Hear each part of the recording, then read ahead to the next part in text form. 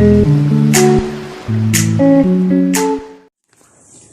guys! Welcome back to my YouTube channel, and for today's video, bibigyan ko kayo ng kaunting tips para sa mga nag-uumpisa gaya ko na talagang meron ba talagang pera sa YouTube. So, aalamin natin guys kung ano yung mga technique at ang mga paraan na step by step na paraan para kumita ba talaga sa YouTube.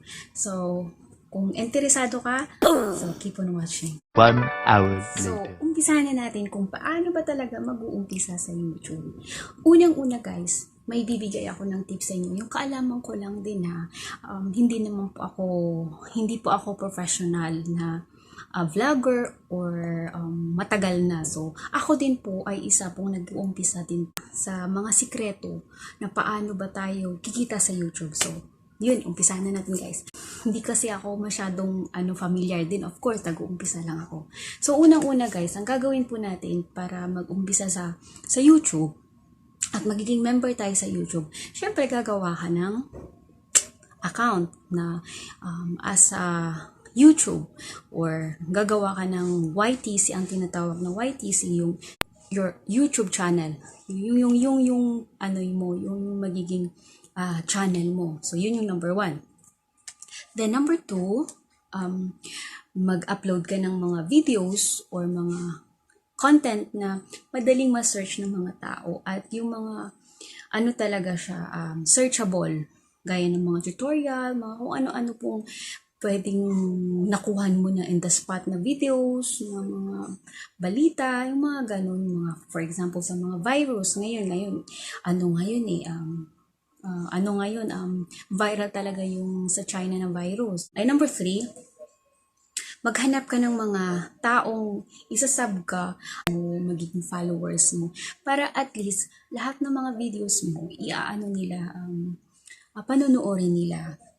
At the same time, yung mga taong yun din magpapaangat sa iyo sa mga requirements ni YouTube. So, yun yung number 4. Yung kailangan mo i-submit yung requirements ni YouTube na 1,000 subscriber and 4,000 watch hour. So, di ba guys, napaka-tagal po yun. So, napakahirap pong gawin po yun. Pero, kung meron kang pangarap at meron kang talagang passion mo yung pagbablog or pagiging YouTuber, so, ma-achieve mo din yung requirements ni YouTube. So, yun yung number 4. Number 5, mag-apply ka ng AdSense. Pagkatapos mong yung number 4, pagkatapos mong mapasa yung requirements ni YouTube, so that's the time na mag-a-apply ka ng Google AdSense. Yun yung talagang nagpapasahod talaga sa mga vlogger. Kasi gaya ng mga artista na sikat na sila. So sila kasi gaya ni Melissa, ito si Melissa, yung si Jason at Melissa na family. So sample ko lang sila guys. Sila kasi may mga pera na nga sila, pero bakit sila nag-YouTube pa? So that means meron din pala tayong makikita rin sa YouTube na pera.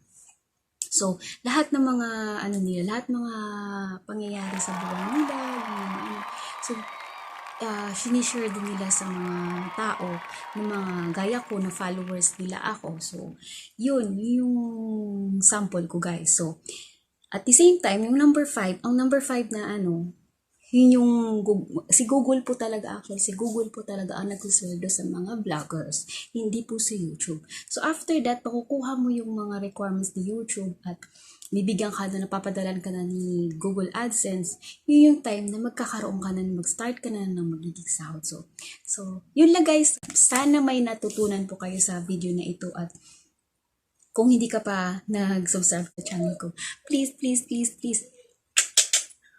click mo na po yan. Thank you for watching for my topic today, my paano ba kumita sa YouTube. So, may pera ba sa YouTube? So, thank you guys for watching this video. I hope you like this video and don't forget to click the bell button para sa next video ko. Bibigyan ko kayo na ulit ng panibagong update kung meron na ba talaga tayong pera. Thank you guys!